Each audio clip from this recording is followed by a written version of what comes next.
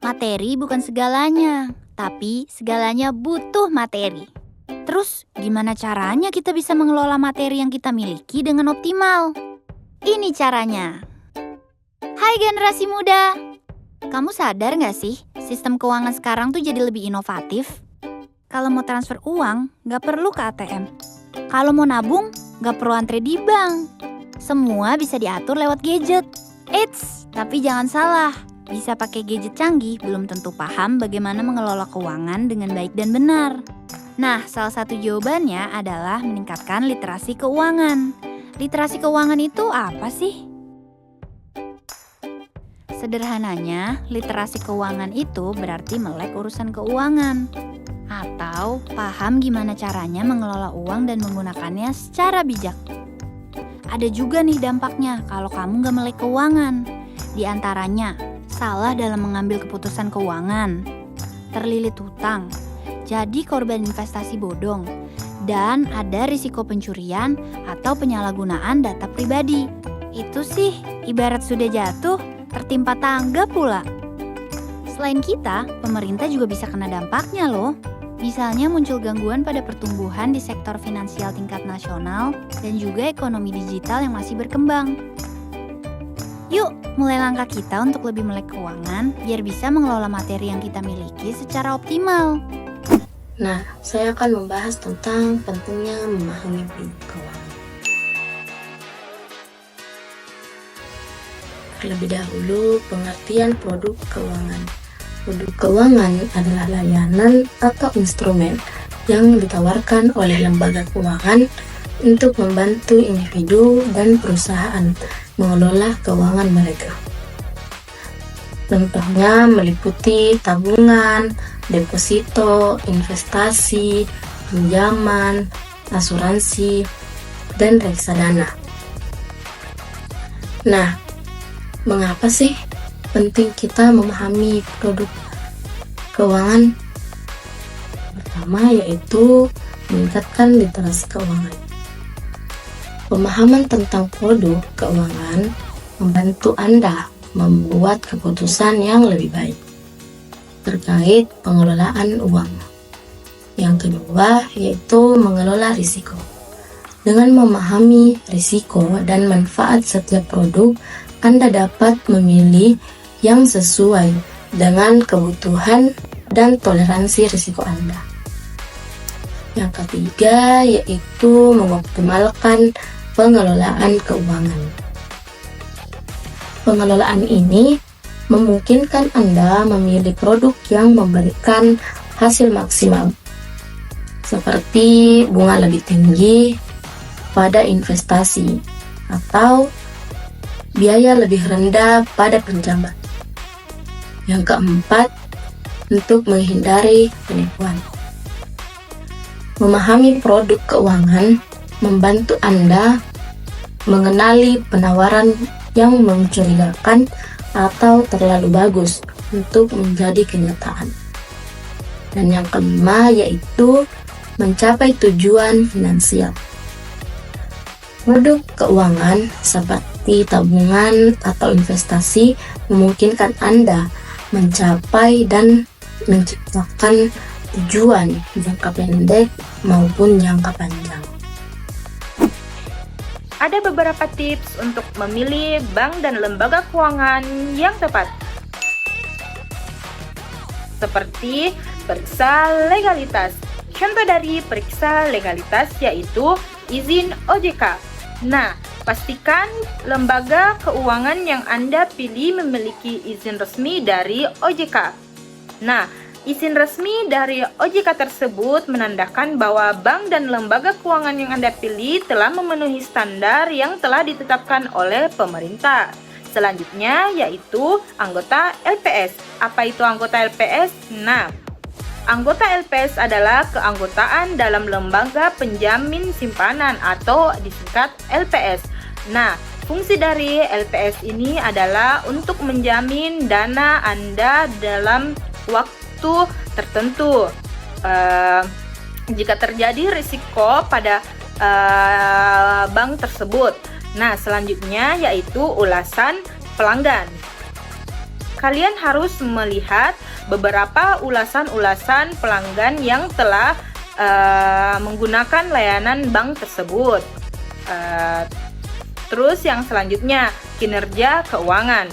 Periksa kinerja keuangan bank tersebut seperti tingkat keuntungan, rasio kecukupan modal, dan likuiditas aset. Bank dengan kinerja keuangan yang baik cenderung lebih stabil. Nah, selanjutnya yaitu produk dan layanan. Contoh dari produk dan layanan tersebut yaitu yang pertama, sesuaikan kebutuhan. Nah, kalian harus pilih bank yang menawarkan produk dan layanan yang sesuai atau yang Anda butuhkan. Seperti contohnya tabungan, deposito, pinjaman, kartu kredit, atau layanan perbankan lainnya. Nah, selanjutnya itu biaya.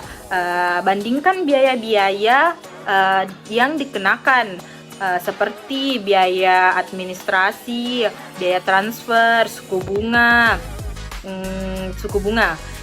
Nah, kalian harus memilih bank dengan biaya yang kompetitif. Nah, selanjutnya yaitu keamanan. Contohnya yaitu teknologi. Pastikan bank memiliki keamanan yang baik untuk melindungi data pribadi Anda dan transaksi keuangan Anda. Nah, kantor cabang dan ATM. Pertimbangkan lokasi kantor cabang dan ATM yang dekat dengan lokasi tempat tinggal atau tempat kerja untuk memudahkan transaksi. Selanjutnya, layanan pelanggan. Pastikan bank memiliki layanan pelanggan yang responsif dan mudah dihubungi. Selanjutnya, pilih bank yang menyediakan berbagai saluran komunikasi seperti telepon, email, atau live chat. Dan adapun promosi dan bonus. Perhatikan promosi dan bonus yang ditawarkan oleh bank, tetapi jangan tergiur oleh iming-iming hadiah. Pastikan syarat dan ketentuannya jelas. Risiko yang perlu diwaspadai dalam keuangan. Yang pertama yaitu risiko kejahatan finansial. Risiko kejahatan finansial mengacu pada seluruh tindakan ilegal yang dilakukan oleh lembaga keuangan untuk mencari keuntungan finansial secara tidak sah, seperti penipuan. Nah, penipuan menjadi salah satu kejahatan finansial yang paling sering kita temukan. Penipuan ini dapat terjadi dalam beberapa bentuk, seperti penipuan investasi, penipuan data diri, dan penipuan lainnya. Yang selanjutnya yaitu skema Ponzi. Skema Ponzi menjanjikan keuntungan yang tinggi dengan cara membayar investor lama dengan menggunakan dana dari investor baru. Nah, risiko selanjutnya yaitu risiko kredit. Nah, risiko kredit memungkinkan debitur yang meminjam tidak dapat membayar kembali pinjamannya. Nah, risiko kredit ini terbagi menjadi dua. Yang pertama yaitu kredit macet. Kredit macet adalah seorang debitur tidak dapat membayar bunga yang telah diberikan oleh sang pemberi pinjaman. Nah, selanjutnya yaitu gagal bayar. Gagal bayar ini hampir sama dengan kredit macet tadi. Gagal bayar yaitu debitur tidak dapat membayar utang yang telah dipinjamnya. A few moments later. Baik, melanjutkan materi dari Sulardia yang tadi, saya membawakan materi risiko pasar dan risiko regulasi.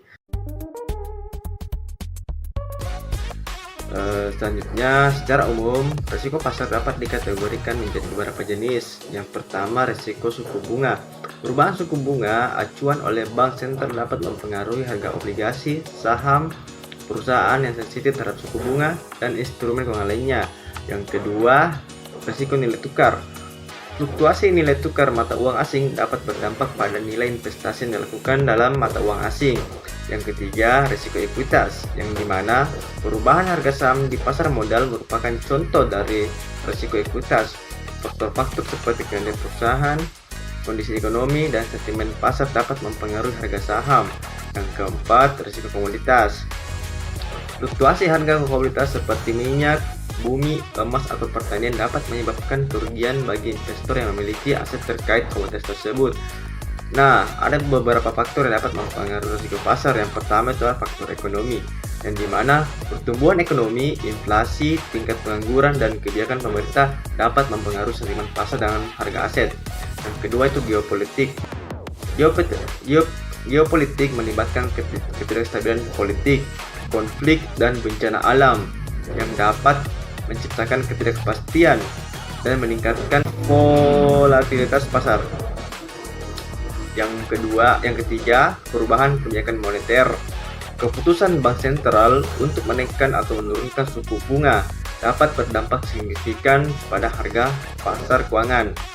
Yang terakhir, perubahan preferensi investor. Pergeseran preferensi investor terhadap suatu aset tertentu dapat menyebabkan perubahan harga pasar. Nah, materi selanjutnya yaitu bagaimana regulasi mempengaruhi pasar. Volatilitas pasar, yang dimana ketidakpastian akibat perubahan regulasi dapat meningkatkan volatilitas pasar dan menyebabkan fluktuasi harga yang tajam. Yang kedua, peluang investasi. Perubahan regulasi juga dapat menciptakan peluang investasi yang baru bagi perusahaan yang mampu beradaptasi dengan cepat. Nah, oke sih. Nah, itulah beberapa tadi materi terkait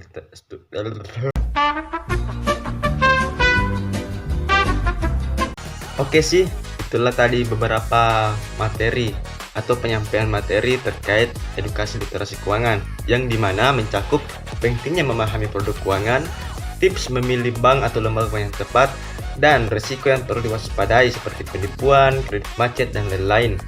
Nah, adapun contoh studi kasus yang akan kami berikan terkait dengan materi risiko yang perlu diwaspadai. Nah, contoh studi kasus yang ini adalah kredit macet. Nah, studi kasusnya yaitu dari PT Tirta Amarta Bottling atau TAB dengan Bank Mandiri Cabang Bandung. Nah, dalam kasus ini, PT TAB melakukan manipulasi data dan dokumen untuk mendapatkan penambahan fasilitas kredit. Nah, sementara itu, Bank Mandiri selaku kreditur sudah menerapkan prinsip kehati-hatian dan analisis 5C, 7P, dan 3R. Nah, akibatnya, PT TAB tidak mampu melunasi kredit dan Bank Mandiri mengalami kerugian hingga 1,83 triliun. Sekian dari saya.